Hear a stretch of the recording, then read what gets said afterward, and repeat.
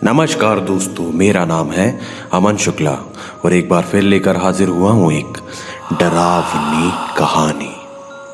दोस्तों, कैसे हैं आप लोग? आज की जो कहानी ना मैं आप लोगों के लिए लेकर आया हूँ वो अभी रिसेंट ही 8 अगस्त की वो जो किस्सा हुआ है 8 अगस्त के बाद, मतलब ये अभी का ही किस्सा है, एकदम फ्रेश किस्सा। और जिन्होंने मुझे ये किस्सा सेंड किया है वो काफ़ी इमोशनल है। अभी तो मैं उनके नाम और पते के बारे में तो खैर कोई भी नहीं बताता है, पर मैंने सोचा बता दूं कि भाई अभी उनके घर में हालात, क्योंकि अभी अभी उनके घर में एक डेथ हुई है जिसकी वजह से वो काफ़ी सदमे में है।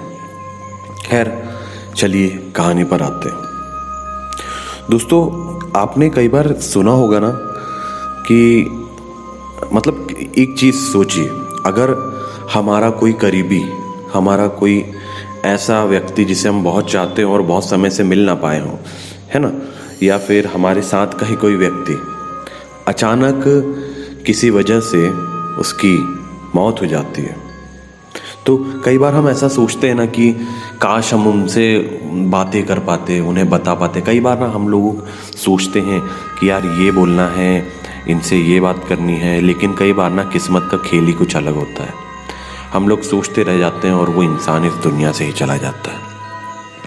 कितना अच्छा होता ना कि इस दुनिया से उस दुनिया में बातें करने के लिए भी टेलीफोन होता, ताकि हम जब चाहे उन्हें फ़ोन करके उनसे अपने मन की बातें कर सकते, जी भर कर रो सकते, उन्हें बता सकते कि हम उन्हें कितना मिस कर रहे हैं, हम उन्हें कितना चाहते हैं और उनकी हमारे जीवन में क्या महत्वता है। ऐसा आपने कई बार सुना होगा कि या फिर किस्सों में देखा होगा कि लोग अक्सर ये बताते हैं कि उन्हीं के चिर परिचित जो हाल ही में एक्सपायर हुए हैं, लेकिन उनके एक्सपायर होने के बाद उनके नंबर से उनके घर पर फ़ोन आता है। तो कोई भी इंसान ना जिसे पता है कि ये पर्सन है जो एक्सपायर हो चुके हैं और उनके मोबाइल में अगर उनके नाम से फ़ोन आ रहा हो, अपने मोबाइल में मतलब उनके नाम से फ़ोन आ रहा हो, तो कोई भी इंसान एकदम से चौंक जाता है कि अरे भाई इनका कॉल कैसे आ रहा हो सकता है कि उनका कोई फैमिली मेम्बर फ़ोन कर रहा हो, है ना, सिंपल सी बात है। लेकिन क्या हो कि अगर हमारी ही अपनी ही फैमिली का अगर कोई इंसान जाए और हमें पता है कि उसका मोबाइल बंद है, फिर भी रात में जब आप गहरी नींद में हो और आपका मोबाइल बजे और आप उसमें आपके मोबाइल में उसी इंसान का कॉल आ रहा हो, तो आप क्या सोचेंगे? सिंपल सी बात है, हमारा फैमिली मेम्बर है तो हमारी आंखों में आंसू तो आ ही जाएंगे। ऐसा ही किस्सा हुआ पीहू जी के साथ। पीहू जी इंदौर की रहने वाली हैं और इससे ज़्यादा मैं कुछ बताना ठीक नहीं समझता। इंदौर की ये घटना है। हाल ही में पीहू जी का मैसेज मुझे आया और उनसे मेरी थोड़ी बहुत हाय हेलो हुई। और पीहू जी की जो एज है ये 12 साल की है, ठीक है, और इंदौर में रहती हैं। इनके जो फादर हैं ये जो अपनी बसेस चलती हैं ना लोकल रूट पे, उस पर ड्राइवर है। और इनकी जो मम्मी है अनीता जी, ये होम मेकर है, ठीक है। अब पीहू जी की लाइफ बहुत बढ़िया चल रही थी, स्कूल मस्त चल रहे हैं, मौसम आपको पता है कि अभी कितना प्यारा है। तो क्या होता है कि सब अपनी लाइफ में बहुत व्यस्त होते हैं, क्योंकि 15 अगस्त आने वाला होता है। तो 15 अगस्त की तैयारियां ना 1-2 अगस्त से ही चालू हो जाती है, उससे पहले से भी चालू हो जाती है, स्कूल्स में, कॉलेजेस में, है ना, और हर सरकारी जगह से लेके प्राइवेट जगह तक, है ना, कि क्योंकि ये त्यौहार जो है 15 अगस्त का हमारे लिए, मतलब स्वतंत्रता का जो दिन है, हम सबके लिए बहुत मायने रखता है। हमें इस चीज़ की बहुत अहमियत करनी चाहिए कि ये जो आज़ादी है ना, हमें खुल के जीने की, इधर उधर घूमने की, है ना, ये सारी आज़ादी हमें बहुत बलिदान के बाद, बहुत तपस्या के बाद मिली है।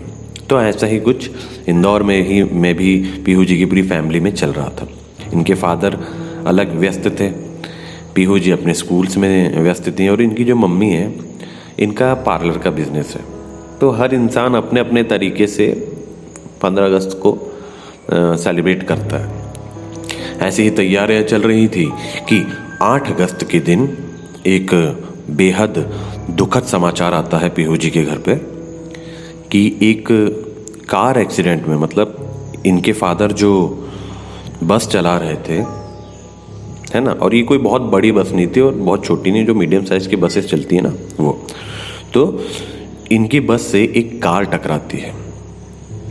कार में जो व्यक्ति बैठे होते हैं वो भी ऑन द स्पॉट एक्सपायर हो जाते हैं, लेकिन जो बस के ड्राइवर होते हैं राजेंद्र जी, इन्हें वहाँ पर हार्ट अटैक आ जाता है। इन्हें कुछ ज़्यादा चोट नहीं लगती, लेकिन जो दचका या बोल सकते हैं या झटका बोल सकते हैं, जिस वजह से ये इनको सडनली कार्डियक अरेस्ट होता है और ये इनकी डेथ हो जाती है। 8 अगस्त की बात है ये, अभी की 8 अगस्त की। जैसे ये खबर पहुंचती है इनके घर पे, हम तो अनुमान भी नहीं लगा सकते कि इन पर क्या बीत रही होगी। खैर, अब जो भी है, इंसान को परिस्थितियों का सामना तो करना ही पड़ता है। पीहू जी, इनकी मम्मी, इनके सारे परिवार वाले मिलकर इस बेहद दुखद परिस्थिति का सामना करते हैं।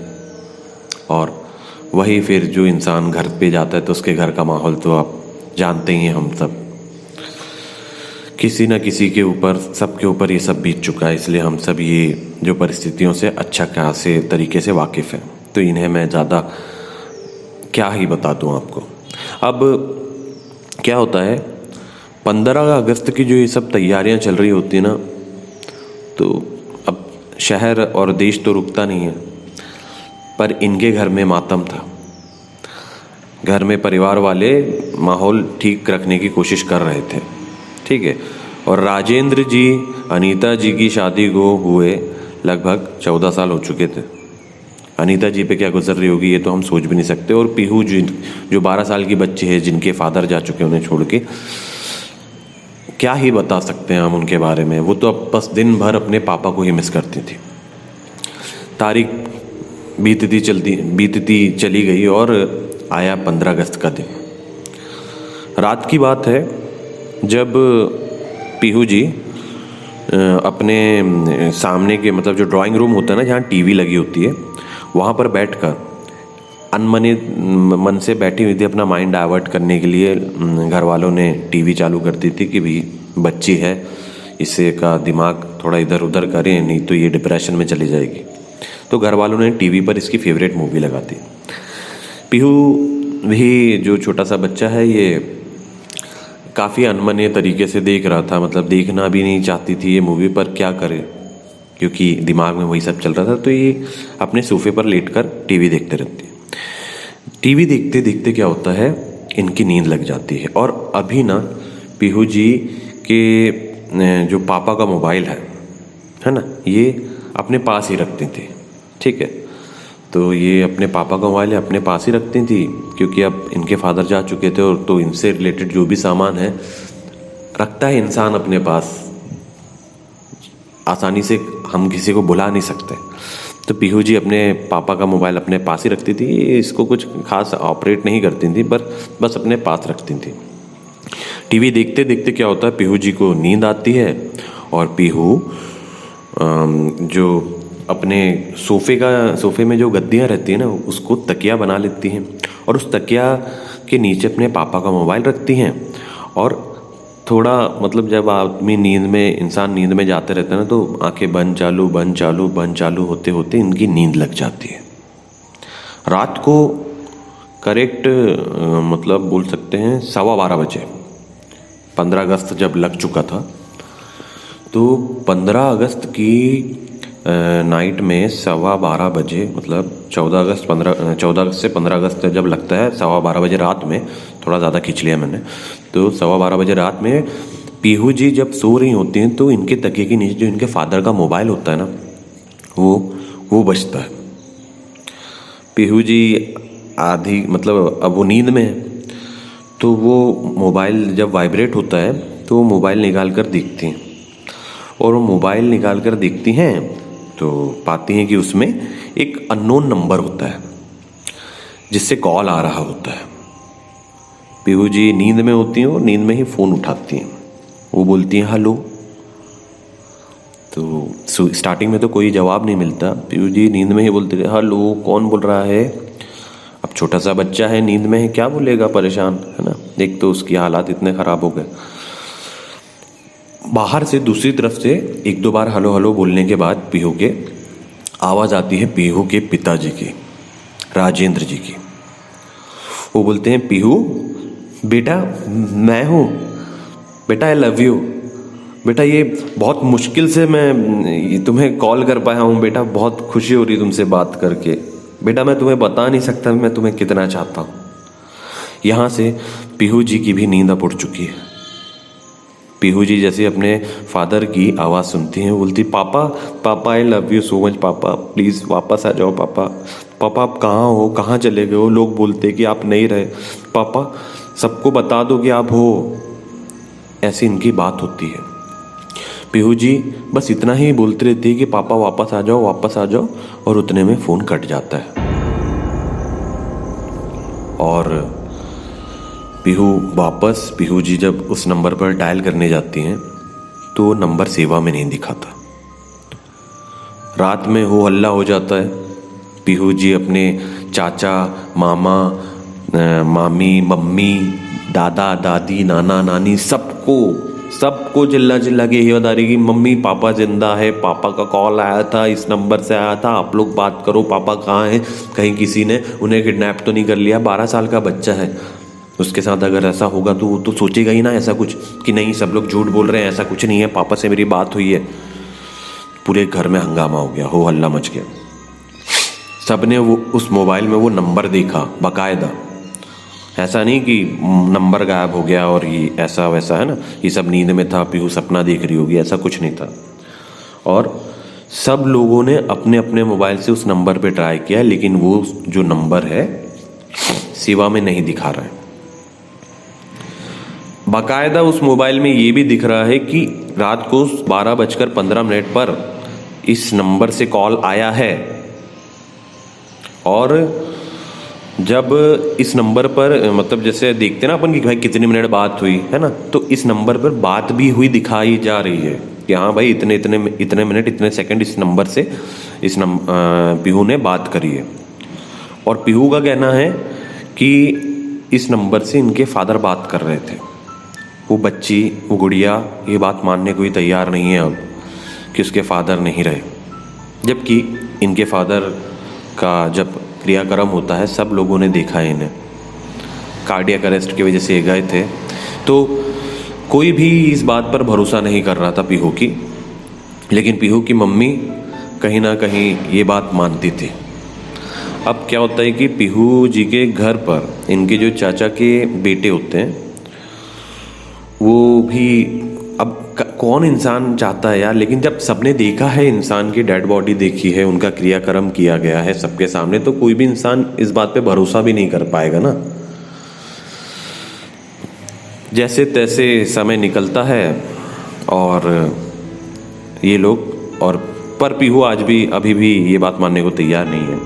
लेकिन ये जो किस्सा हुआ अभी रिसेंट का, उनके चाचा के जो बेटे हैं वो मेरे फ्रेंड के थ्रू, मेरे फ्रेंड ने उन्हें बताया कि मेरा फ्रेंड है मेरे बारे में, अपने चैनल के बारे में, तो उसने बताया कि ये बात अगर आप इजाज़त दें तो हम शेयर कर सकते हैं, बाकी सब चीज़ें कॉन्फिडेंशियल रहेगी।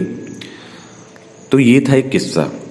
हालांकि मैं आपको एक बात बताऊं कि आप लोग सोच रहे होंगे कि ये कहानी बना के बता रहा है, किसी का फ़ोन कैसे आ सकता है, तो मैं आपको एक अपना पर्सनल एक्सपीरियंस भी बताता हूँ कि मेरे 4 मामा थे। तो मेरे जो सबसे बड़े मामा थे ना, उनकी ब्रेन हैमरेज के कारण डेथ हो गई थी। और जब वो नागपुर में थे तो नागपुर में एडमिट थे वो, वहाँ पे जैसे उनकी डेथ हुई तो उन्हें लाके हमारे यहाँ जो हमारा गांव पड़ता है ननिहाल मेरा, वहाँ पे लाके उनका पूरा अच्छे से क्रियाक्रम करवा दिया गया। हम लोग सब वहीं पे थे। मामा की हमारे जो 13वीं होती है ना, 13वीं के पहले ऐसा लोग बोलते हैं, और ऐसा मैंने भी सुना है कि 10वें के दिन थोड़ा ज़्यादा भार होता है। हमारे धर्म में बताया जाता नहीं कि मरने के बाद भी इंसान की जो आत्मा है 13 दिन तक उसके घर परिवार में ही रहती है, वहीं आसपास रहती है। तो ऐसा ही सब मानते हैं। अब भैया 10वें का दिन था हमारे मामा के, तो रात में क्या होता है, अब हम तो कॉलेज में थे तब, तो हम लोग सब अपना निपटा नुपटू के सोने जा रहे थे। पर मैं इतना बड़ा हो चुका था कि मामा लोग मुझसे ये सब बातें कर सकते हैं। तो अभी जो मेरे सबसे छोटे मामा होते हैं, जो बड़े मामा के साथ ही थे और उन्हें नागपुर से यहाँ लाए थे, तो सबसे छोटे मामा ना रात में मेरी मम्मी और मेरी मौसी लोगों के साथ कुछ बातें कर रहे थे। मैंने भी सोचा, क्योंकि भाई मैं भी सेकेंड ईयर में था, तो मैंने भी सोचा, मैंने जाके, मेरी भी आदत ऐसी है ना कि मैं रात में ना एकदम की नींद आई, चले गए, सो गए। जैसे सबकी एक इच्छा होती है, जैसे माहौल कैसा भी हो, लेकिन अपने जब सारे परिवार वाले साथ में होते हैं ना, मामा मामी चाचा चाची सब, तो रात में उनसे बातें करने का कुछ अलग ही आनंद होता है। हालांकि मैं ये नहीं कहूँगा कि हम लोग उस समय बहुत एंजॉय कर रहे थे, लेकिन संभाल ही रहे थे एक दूसरे को, और ऐसे वक्त में किसको नींद आती है। तो मुझे लगा कि मामा मम्मी मौसी ये लोग भी सब नॉर्मली ऐसे ही बात कर रहे होंगे। मैं भी वहाँ जाकर बैठ गया। अब वहाँ जाके बैठे तो हमारी जो सबसे छोटी मौसी हैं वो चाय बना कर लाई, क्योंकि रात में मामा मम्मी और मौसी को इन सबको नींद नहीं आ रही थी।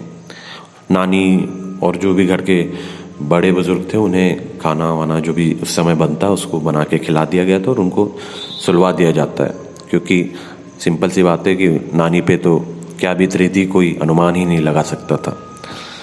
अब मैं जब मेरे उस डिस्कशन में पहुंचा ना, तो मैंने पूछा मम्मी से, तो मेरी मम्मी ने बताया कि जो मेरे छोटे वाले मामा हैं उनके मोबाइल पे अभी जस्ट आधा पौन घंटे पहले हमारे बड़े मामा के नंबर से कॉल आ रहा था। हालांकि वो कॉल मेरे मामा ने रिसीव नहीं किया था, मेरे मामा इधर उधर काम में लगे हुए थे, लेकिन जब मेरे मामा फ्री होके अपने रूम पे गए तो उन्होंने अपना मोबाइल उठा के देखा तो मेरे बड़े मामा के मोबाइल फ़ोन से 3 से 4 मिस्ड कॉल मेरे छोटे मामा के मोबाइल पे थे। और अब आप कह सकते कि बच्चों ने कर दिया होगा, मेरी मामी ने कर दिया होगा, लेकिन ऐसा नहीं था।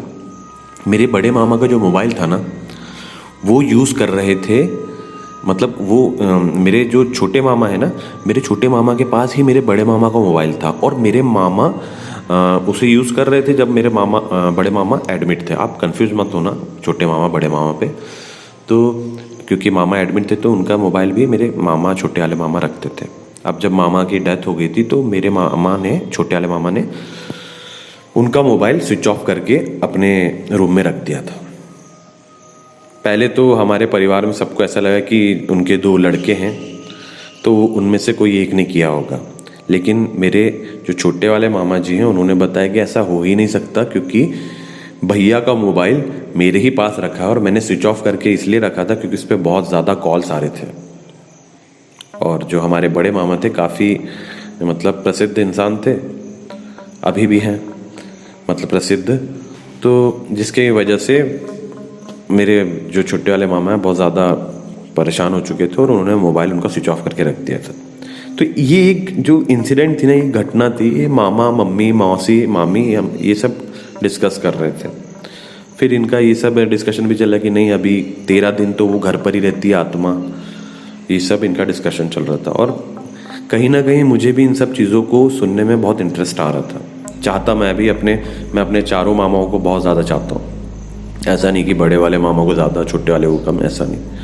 और जिन मामा जी के मोबाइल पे मेरे बड़े मामा का कॉल आया था ना, आज के टाइम पे मैं आपको बता दूं कि वो भी इस दुनिया में नहीं है। तो एक किस्सा ये मेरा पर्सनल भी था, तो मैंने सोचा आपको बताऊं कि अगर आपको ऐसा लग रहा हो कि कई बार लोग बनाते हैं ये सब, तो कोई भी इंसान ना ऐसा बना के बातें नहीं करता। हाँ, ये ज़रूर होता है कि इंसान किसी ना किसी तरीके से अपने प्रियजन से, जो भी अपना हमें छोड़कर जाता है, उससे बात करना चाहता है। पर मेरा एक सुझाव है, एक एडवाइस है आप लोगों के लिए कि कभी भी जो चला गया ना, उससे आप, आंसू तो सबकी आंखों में आते हैं याद करके, लेकिन खुशी से जितना हो सके कोशिश कीजिए कि खुशी से याद करें, ताकि हमारे जो प्रियजन हैं उनकी आत्माओं को भी सुकून रहे। अगर हम उन्हें रोते बिलखते हुए याद करेंगे तो जो गया है ना उसकी आत्मा को भी तकलीफ होगी। इसलिए मेरा जो सजेशन है ये यही है कि ज़्यादा उनसे बात करने की कोशिश ये सब ना कीजिए। वो जिस दुनिया में जा चुके हैं वहाँ पे यहाँ इस दुनिया से ज़्यादा सुकून है, तो जितना हो सके उन्हें अच्छे से याद कीजिए।